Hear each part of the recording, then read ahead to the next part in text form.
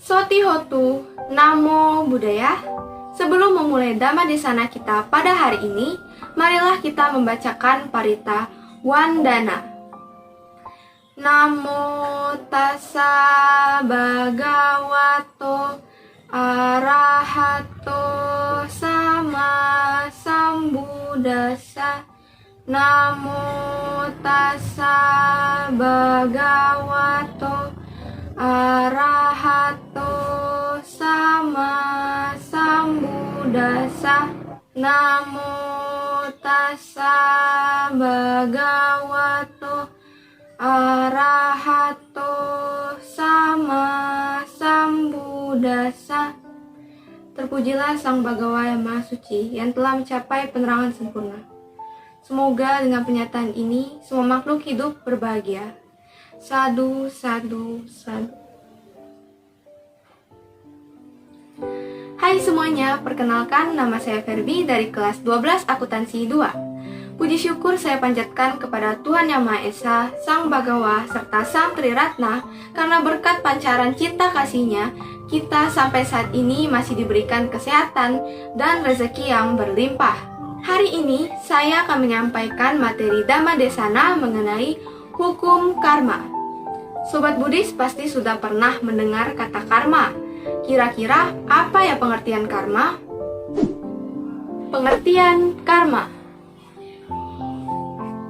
Karma dalam bahasa Sanskerta atau kama dalam bahasa Pali berarti tindakan atau perbuatan.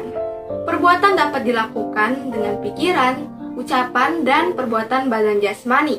Semua perbuatan memiliki dua sifat, yaitu sifat baik dan sifat buruk. Semua perbuatan terjadi pada umumnya didasari oleh suatu kehendak atau niat. Niat atau kehendak dalam agama Buddha disebut cetana. Pengertian karma menurut Buddha adalah semua perbuatan baik dan atau buruk yang dilakukan dengan pikiran, ucapan, dan perbuatan badan jasmani yang terjadi karena adanya cetana atau kehendak. Hukum karma adalah hukum mengenai perbuatan. Hukum karma disebut juga sebagai hukum sebab akibat. Secara sederhana, hukum sebab akibat berbunyi, semua sebab pasti menghasilkan akibat. Perbuatan yang dilakukan oleh para Buddha tidak dapat disebut karma, tetapi disebut kiriya. Kiriya artinya perbuatan yang dilakukan demi perbuatan baik itu sendiri. Peranan cetana. Cetana artinya niat, kehendak, dan keinginan untuk melakukan suatu perbuatan. Cetana berfungsi sebagai landasan terjadinya suatu karma. Perbuatan yang tanpa didasari oleh cetana tidak dapat disebut karma, karena tidak akan memberikan akibat moral apapun juga kepada pelakunya. Dalam kitab Anguttara Nikaya 3 ayat 415, Buddha bersabda, "O biku, kehendak untuk berbuat atau cetana itulah yang aku namakan karma. Sesudah berkehendak, orang lantas berbuat dengan badan jasmani, perkataan, ataupun pikiran."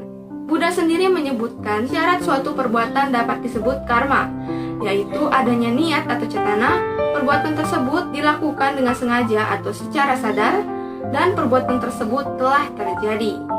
Pengelompokan karma. Karma umumnya dibagi menjadi dua macam, yaitu yang pertama, karma menurut cara terjadinya atau salurannya. Karma menurut salurannya terbagi menjadi tiga, yaitu manokama atau kama pikiran, yaitu semua perbuatan baik ataupun buruk yang dilakukan melalui pikiran. Contohnya rasa cinta kasih, belas kasih, benci, iri hati, dan lain-lain. Yang kedua, wacikama atau karma mulut, yaitu semua perbuatan baik ataupun buruk yang dilakukan melalui ucapan. Contohnya memberikan nasihat, berbicara kasar, dan sebagainya. Yang ketiga, kaya karma atau karma badan, yaitu semua perbuatan baik ataupun buruk yang dilakukan melalui perbuatan badan jasmani. Contohnya membantu orang yang sedang kesusahan, menyontek, berkelahi, dan sebagainya. Pembagian karma yang kedua yaitu karma menurut sifatnya. Karma menurut sifatnya terbagi menjadi dua, yaitu karma baik atau kusala kama, yaitu semua perbuatan baik yang dilakukan dengan pikiran, ucapan, dan perbuatan jasmani. Contohnya menolong makhluk hidup, berdana, dan sebagainya. Yang kedua, karma buruk atau akusala kama, yaitu semua perbuatan buruk atau jahat yang dilakukan dengan pikiran, ucapan, dan jasmani. Contohnya mencuri, berbohong, dan sebagainya. Apabila dihubungkan antara karma menurut sifatnya dan karma menurut salurannya, maka akan diperoleh bentuk-bentuk karma sebagai berikut. Kusala manokama atau karma baik pikiran, yaitu semua perbuatan baik yang dilakukan melalui pikiran. Contohnya mengembangkan rasa cinta kasih, empati, simpati, dan belas kasih. Yang kedua, kusala waci karma atau karma baik mulut, yaitu semua perbuatan baik yang dilakukan melalui ucapan. Contohnya memberikan nasihat, memberikan dhamma desana, dan berkata jujur apa adanya. Yang ketiga, kusala kaya kama, yaitu karma baik badan jasmani. Semua perbuatan baik yang dilakukan melalui badan jasmani, contohnya membantu orang tua, membantu orang yang sedang kesulitan, menolong hewan atau makhluk lain yang sedang sakitan, dan berdana. Yang keempat, akusala mano karma, karma buruk pikiran, yaitu semua perbuatan buruk atau jahat yang dilakukan melalui pikiran, contohnya perasaan dengki, benci, iri hati, dan serakah. Yang kelima, akusala wacikama atau karma buruk mulut, yaitu semua perbuatan buruk atau jahat yang dilakukan melalui ucapan. Contohnya adu domba, yaitu ucapan atau kata yang bertujuan menimbulkan perselisihan antara kedua belah pihak atau lebih. Memfitnah, ucapan atau kata-kata yang bertujuan untuk menyebabkan orang lain dipersalahkan. Gosip atau omong kosong, yaitu ucapan atau kata-kata yang tidak bermanfaat dan tidak tepat pada waktu dan tempatnya. Berkata kasar atau caci maki, yaitu ucapan atau kata-kata yang bertujuan untuk merendahkan atau menghina orang lain. Berdusta, yaitu ucapan atau kata-kata yang bertujuan untuk menutupi kebenaran. Yang keenam, akusala kaya karma atau karma buruk badan jasmani, yaitu semua perbuatan buruk atau jahat yang dilakukan melalui badan jasmani. Contohnya mencuri, berkelahi, dan menyontek. Akar kusala karma dan akar akusala karma. Akar kusala karma. Akar dari kusala karma adalah aloba atau tidak serakah, yaitu karuna. Adosa atau tidak membenci, yaitu metta atau cinta kasih. Dan amoha atau tidak bodoh, yaitu bijaksana atau panya. Aloba merupakan akar dari seseorang untuk melakukan perbuatan baik, agar orang lain berkurang penderitaannya dan akhirnya menjadi sejahtera dan bahagia. Adosa merupakan akar dari seseorang untuk membuat cinta kasih yang akhirnya orang itu menjadi bahagia.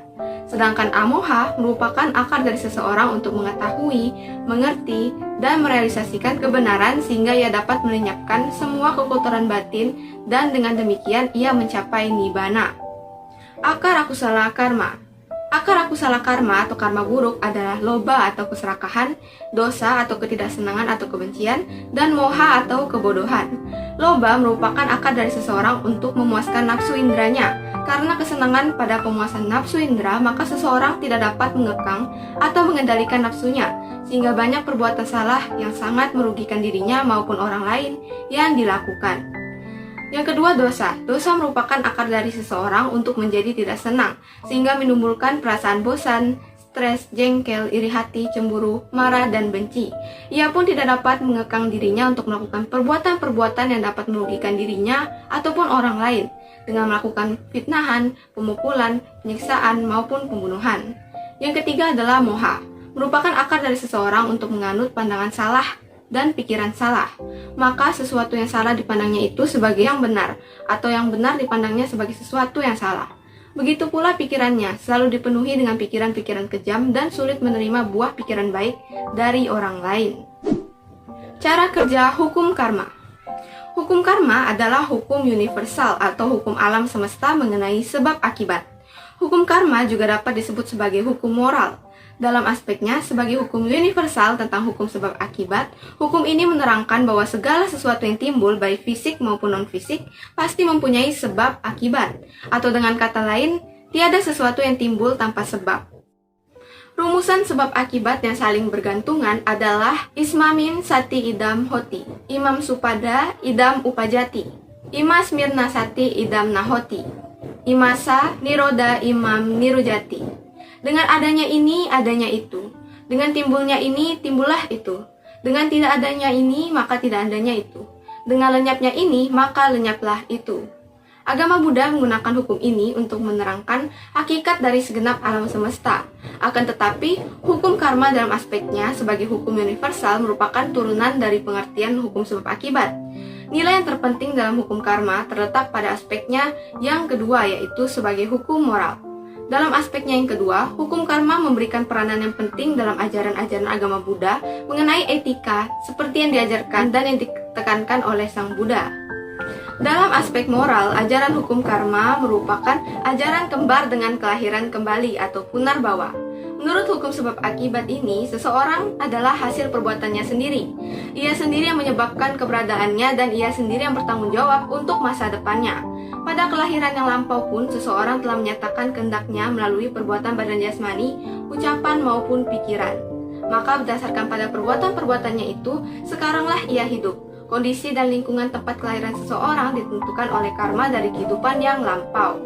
Pada kehidupan sekarang ini, seseorang menerima hasil sebagai akibat karmanya yang lampau dan melakukan karma-karma baru untuk kehidupan selanjutnya. Karma baru dan lampau yang belum berbuah akan membentuk kondisi tempat kelahiran pada masa kehidupan berikutnya. Setiap orang mempunyai kebebasan untuk melakukan karma baik dan karma buruk, serta akan menghasilkan karma yang tidak menyenangkan. Agar akibat karma buruk itu tidak terlalu berat atau tidak efektif, ia harus melakukan banyak perbuatan baik. Pembagian karma. Dalam Visuddhimagga, Buddha Ghosa membagi karma menjadi 3 golongan, yaitu menurut waktu, menurut fungsi, dan menurut kekuatan. Masing-masing golongan tersebut terdiri dari 4 macam, maka bila disatukan menjadi 12 macam. Namun, hal ini bukan berarti karma hanya 12 macam. Karma ada banyak ragamnya, sesuai dengan banyaknya karma yang telah kita lakukan. Pembagian ini dimaksudkan untuk menerangkan bagaimana cara kerja hukum karma sebagai garis besarnya saja. Karena cara kerja hukum karma yang rinci sulit untuk kita ketahui, hanya kemampuan batin yang tinggi yang dapat menyelami cara kerja hukum karma lebih mendalam. Sang Buddha yang memiliki pengetahuan yang sempurna mengetahui secara rinci seluk-beluk hukum karma. Karma menurut waktunya. Karma yang ditinjau dari segi waktu dalam menghasilkan akibatnya terdiri dari 4 macam. Yang pertama, Dita Dhamma Wedaniya Karma, adalah karma yang memberikan akibatnya pada masa kehidupan sekarang ini, atau dalam satu masa kehidupan. Jadi apa yang diperbuat oleh suatu makhluk, hasil dari perbuatannya itu diterima pada masa kehidupan yang sekarang. Yang kedua adalah Upajawedaniya Karma, yaitu karma yang akibatnya akan dialami dalam kehidupan setelah kehidupan sekarang ini. Hasil atau akibat karma ini tidak terjadi dalam kehidupan sekarang. Jadi, bila seseorang melakukan aksi atau perbuatan, ia akan menerima akibatnya tidak pada masa kehidupan yang sekarang, akan tetapi setelah ia meninggal dan bertumbuh lahir pada kehidupan berikutnya. Pada saat itulah ia menerima buah karmanya. Yang ketiga, Aparaparawedaniya Karma, yaitu karma yang akibatnya akan diterima pada masa kehidupan berikut, yang kedua, ketiga, atau seterusnya, dalam kehidupan-kehidupan berikutnya. Karma ini akan tetap ada dalam beberapa kehidupan berturut-turut. Aparaparawedaniya Karma ini dikatakan tidak akan pernah berakhir dan terus mengejar pelakunya tanpa mengenal lelah dan tidak akan pernah berhenti melakukan pengejaran sampai sang korban menjadi lelah. Tetapi sesungguhnya karena kekuatan karma hebat sekali, maka nampaknya tidak akan pernah melemah. Namun, setelah berkali-kali tidak berhasil membuahkan akibat pada banyak kelahiran, maka lama-kelamaan karma ini akan melemah dan akhirnya tidak memiliki kekuatannya lagi. Yang keempat adalah Ahosi Karma, yaitu karma yang tidak memberikan akibat, karena jangka waktu untuk memberikan akibat telah habis, atau karma tersebut telah menghasilkan akibatnya secara penuh sehingga kekuatannya habis sendiri. Dalam hal ini, perbuatan seseorang tidak sempat menghasilkan karmanya, karena tidak sempat untuk muncul terdesak oleh karma yang lebih kuat lainnya. Karma menurut fungsi. Dalam hal ini yang dimaksud adalah karma yang dihubungkan dengan fungsinya dalam menghasilkan akibat. Terdiri dari 4 macam, yaitu Janaka Karma, atau karma penyebab kelahiran. Adalah karma penghasil atau karma yang berfungsi menghasilkan. Tugas karma ini adalah menyebabkan kelahiran sesuai dengan keadaan dan sifatnya. Perbedaan-perbedaan yang terjadi dalam dunia manusia dan makhluk hidup tidak lain ditentukan oleh Janaka Karma. Misalnya cantik, tampan, kaya, miskin, cacat, sempurna, sakit-sakitan, dan lain-lain telah ditentukan oleh karma ini. Walaupun keadaannya tidak selalu akan berlangsung terus, karma ini dapat berubah tergantung pada usaha atau perbuatan kita sendiri. Jadi, Janaka Karma adalah karma yang berfungsi menghasilkan, yang tugasnya adalah menyebabkan kelahiran sesuai dengan macam-macam sifatnya. Menurut agama Buddha, apabila Janaka Karma telah menyebabkan suatu kelahiran, maka tugasnya telah selesai. Yang kedua, Upatambaka Karma, karma penguat, yaitu karma yang berfungsi membantu memperkuat apa yang telah dihasilkan oleh Janaka Karma sesuai dengan macam dan sifatnya. Jadi, apabila Janaka Karma ini baik, maka karma penguat ini membantu sehingga keadaannya menjadi lebih baik. Demikian pula sebaliknya. Yang ketiga, upapilaka karma atau karma pelemah adalah karma yang berfungsi mengurangi pengaruh dari apa yang telah dihasilkan oleh janaka karma, memperlama kekuatannya atau mempersingkat waktu dalam menghasilkan akibat. Yang keempat, upagataka karma atau karma penghancur adalah karma yang mempunyai kategori sama dengan karma pelemah. Fungsinya menentang, melenyapkan, atau menghancurkan kekuatan dari janaka karma. Karma ini mempunyai kekuatan lebih besar daripada karma pelemah. Karma menurut kekuatan. Dalam hal ini, karma dihubungkan dengan tingkat kekuatannya dalam menghasilkan suatu akibat. Terdiri dari 4 macam, yaitu yang pertama, garuka karma. Garuka karma adalah karma yang paling berat di antara karma lainnya. Karena sifatnya yang sangat kuat, karma macam ini akan menghasilkan akibat terlebih dahulu.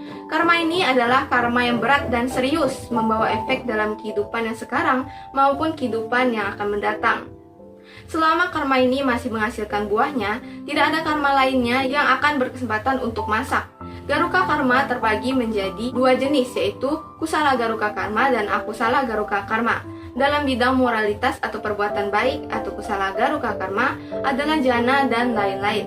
Sedangkan pada akusala garuka karma adalah dosa berat, terdiri dari 5 kejahatan yang segera berbuah, yaitu membunuh ibu kandung, membunuh ayah kandung, membunuh orang yang telah mencapai kesucian sempurna atau arahat, melukai atau membunuh sang Buddha, menyebabkan perpecahan dalam sangha atau wadah suci agama Buddha. Yang kedua adalah bahula karma atau acina karma. Bahula karma adalah karma yang sering dan berulang-ulang kali dilakukan oleh seseorang melalui badan jasmani, ucapan, dan pikiran, sehingga tertimbun dengan wataknya. Contoh dari karma ini adalah petani, tukang jagal, penari, pencopet, dan lain-lainnya. Karma kebiasaan ini akan memberikan akibatnya terlebih dahulu apabila seseorang tidak melakukan garuka karma. Yang ketiga adalah asana karma. Asana karma adalah karma yang diperbuat oleh seseorang pada saat menjelang kematian. Hal ini berupa sesuatu yang ia pikirkan atau dapat pula berupa perbuatan-perbuatan yang pernah dilakukan dahulu dalam masa kehidupan yang ia ingat kembali secara amat jelas pada saat ia berada pada ambang kematian. Yang keempat, katata karma. Katata karma adalah karma suatu perbuatan yang dilakukan berdasarkan kehendak tertentu, dan perbuatan ini dilakukan hanya sekali saja atau beberapa kali. Namun, bukan perbuatan yang dilakukan secara terus-menerus seperti pada bahula karma atau acina karma, atau dengan kata lain, semua perbuatan yang tidak termasuk dalam klasifikasi garuka karma. Bahula karma serta asana karma adalah dikelompokkan dalam katata karma. Berikut ini video bukti adanya hukum karma.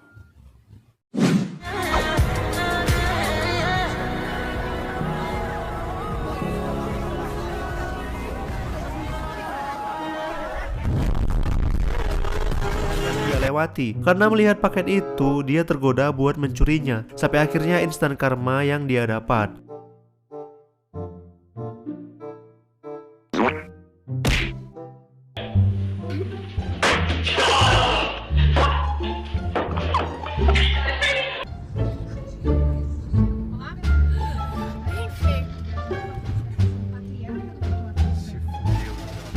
Jadi, video tersebut merupakan contoh jenis karma Dita Dhamma Wedania Kama, yaitu karma yang memberikan akibatnya pada masa kehidupan sekarang ini atau satu masa kehidupan. Karma ini dalam masyarakat dikenal dengan nama instan karma atau karma yang langsung kita dapat setelah melakukan suatu perbuatan. Dari video-video tersebut, kita dapat memahami bahwa jika kita melakukan suatu perbuatan pada seseorang, maka kita akan mendapatkan balasan setimpal dari apa yang kita perbuat. Oleh karena itu, janganlah berbuat jahat kepada orang karena karma sangatlah adil. Jika kamu tidak ingin disakiti, maka jangan menyakiti. Demikian Dhamma Desana kita pada hari ini. Apabila terdapat perkataan yang kurang berkenan, saya mohon maaf. Semoga Dhamma Desana ini dapat manfaat bagi semua pihak dan semoga dengan bertambahnya pengetahuan mengenai karma, semua makhluk hidup dapat memperbanyak perbuatan baik agar karma yang didapat juga akan baik. Sekian dari saya, terima kasih. Namo Buddhaya.